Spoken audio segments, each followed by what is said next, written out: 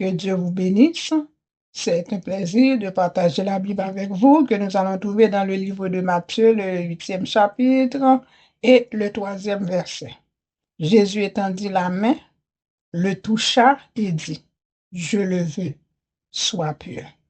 Aussitôt, il fut purifié de sa lèpre. Que le Seigneur bénisse sa parole pour l'édification commune de nos âmes. Donc, nous venons de lire dans le livre de Matthieu, le chapitre 1 et le 3e verset. Dans ce chapitre, nous voyons l'histoire de lépreux et un lépreux qui croisait le chemin de Jésus.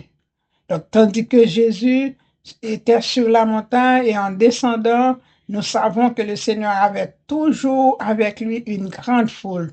Donc, en descendant, il avait une foule avec lui. Et voici un lépreux s'étant approché de Jésus et dit, si tu le veux, tu peux me rendre pur. Premièrement, le verset nous dit, Jésus étendit la main. Mais ça ne s'arrête pas. Jésus pouvait étendre la main sans toucher la personne, mais le verset nous dit, le toucha. Jésus étendit la main, le toucha.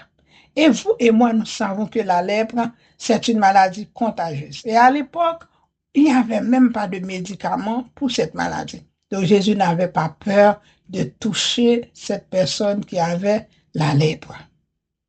Et dit, je le veux. Jésus avait la volonté de guérir le lépreux. Et ensuite, voici le miracle, sois pur. Et aussitôt, il fut purifié de sa lèpre. Donc, la lèpre ressemble au péché. La lèpre, de la même manière qu'il n'avait pas de médicaments, qu'il n'avait pas de remède à l'époque. Maintenant, oui, mais à l'époque, non.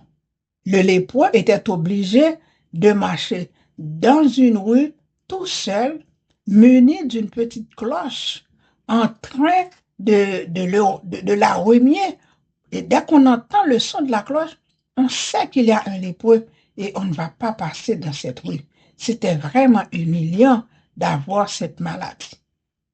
Et dans cette situation, dans cette circonstance, bien qu'il y avait une foule qui pouvait être un obstacle pour l'homme, mais il ne regarde pas la foule parce qu'il était dans une mauvaise posture.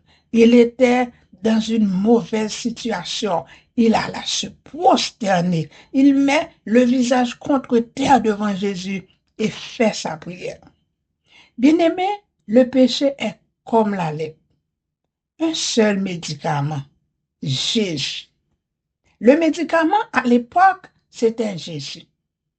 Donc, même si on est un grand pécheur, même si on pouvait faire commettre le péché que tout le monde redoute, Jésus n'aura pas peur.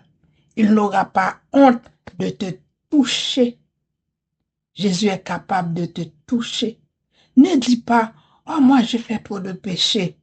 Non, non, tu ne fais jamais trop de péché pour Jésus. C'est ce que le Seigneur cherche, les pécheurs. D'ailleurs, il a dit dans sa parole, je ne suis pas venu appeler les bons, mais les pécheurs. C'est pour toi que Jésus est venu, un grand pécheur.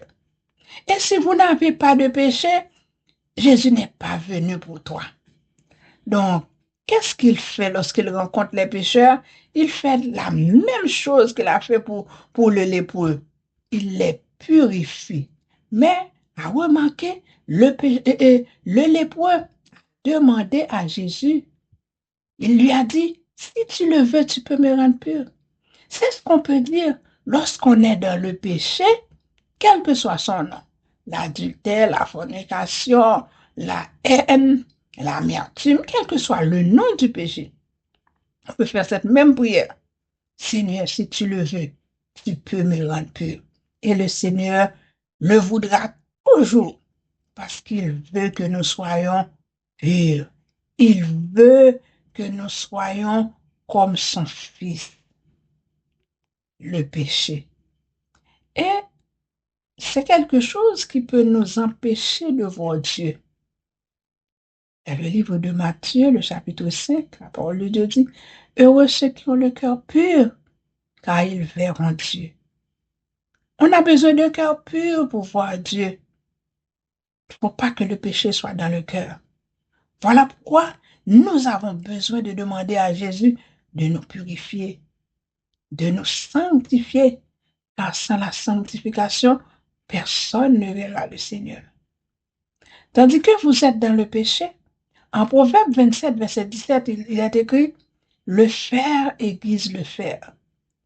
Donc, si le fer peut aiguiser le fer, vous pouvez aller à Jésus qui pourra vous aiguiser. Et aussi de bons frères, de bonnes sœurs qui sont capables de vous aider. Dites, mon frère, ma sœur, j'ai un problème avec tel péché. Est-ce que vous pouvez m'aider? Est-ce que vous pouvez prier avec moi? Et le frère, la sœur va le faire. Mais ne va pas dire ça à n'importe quelle personne. Parce qu'il y a des personnes qui ne peuvent pas retenir leur langue. Dites ça à une personne que vous connaissez qui est capable de vous aider. Et je souhaite, en cette nouvelle année, que le Seigneur te touche, qu'il est dans sa main, qu'il te touche là où tu es et qu'il fasse de toi une meilleure personne, une meilleure version de vous-même. Que Dieu vous bénisse.